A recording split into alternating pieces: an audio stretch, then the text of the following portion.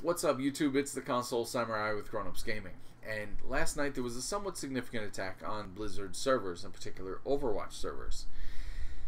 Now, the server that happened, or excuse me, the attack that happened last night was the DDoS attack, and what that is a distributed denial of service attack. Just like the name sounds, it is intended to deny service, and it's done by a group of hackers or a group of bots controlled by one hacker sending a massive number of pings to a server in the hopes that it'll bring the server down, or at the very least slow it down to the point that it's almost unusable. Now, there are two theories for why this was done, and this is a fairly simple hacker tactic, and it's actually something we've been seeing quite frequently in gaming recently. For example, Christmas before last, a group by the name of Lizard Squad brought down PlayStation Network and Xbox Live for several days, and they chose to do it on Christmas Day for maximum effect. Now, they tried it the following year. It didn't work quite as well. It did still cause some trouble for PlayStation Network and Xbox Live, but it did also target Steam this time, which actually caused some security concerns for Steam, but that's a whole different video. Now, the group who claimed responsibility seems like they were doing it as a publicity stunt. Seems like they were doing it to celebrate and kind of promote the newest member of their team, Ghost Poodle. The point of it was that once Ghost Poodle got enough followers, they would release the servers. So basically, as I said, it was just a publicity stunt. The other theory actually I think makes a little bit more sense. Several of Overwatch's players have been very upset recently because Blizzard went through and banned a significant number of players. We don't know exactly how many players, but we do know it was a large number of players. Sometimes multiple accounts for a single user have been banned. They've just been going through doing mass numbers of bans.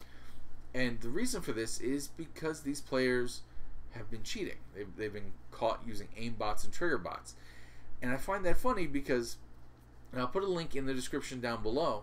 I know a lot of people don't like Kotaku, but in this article is actually screenshots of various players threatening to sue Blizzard and saying we should form a union to sue Blizzard, and what they're doing is illegal. How can they know we're using these bots unless they've hacked our computers and they're using Trojans, and so on and so on.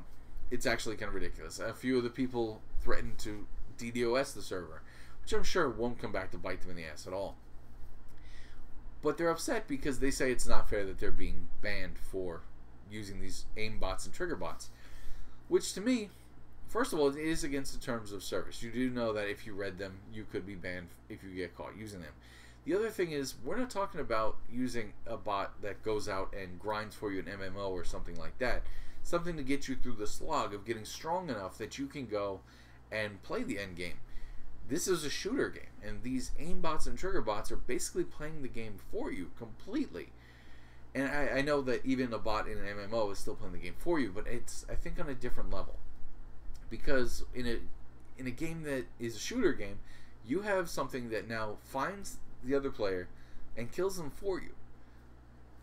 I mean, that just seems like it is actually doing the playing for you, and you're sitting back watching it like you're watching a demo, or you're watching somebody play it on Twitch or something. It's just, it to me doesn't sound like that, like it leaves any of the fun behind, that it does everything for you. And again, I know that bots and MMOs do very similar things, but that at least is to get to a point. This seems like the players just want to sit back, claim their semi-pro MLG or whatever they want to claim, and just not play it. And to me, that just doesn't sound like fun. But maybe I'm wrong. Maybe because I didn't get very far into Overwatch, only played it a little bit. Maybe there's more to it that I'm not aware of that does justify this kind of stuff. But like I said, it is against the terms of service, so it does make sense that they're being banned, even in large quantities. I don't really see any surprise to it, and I don't think they should be either, but it does seem like quite a few of them were upset because they were threatening to sue, they were threatening to DDoS it, which I'm sure they're going to get looked into, whoever said that. But I think that's just the way it goes. But what do you think? What do you think about Overwatch's servers getting banned? What do you think about this Poodle Squad doing it as a publicity stunt? Do you think it was the players who did it who were upset for being banned? Do you think those players should have been banned? Either way, let me know what you think in the comments down below. Once again, I am the Console Samurai, and I'll see you around.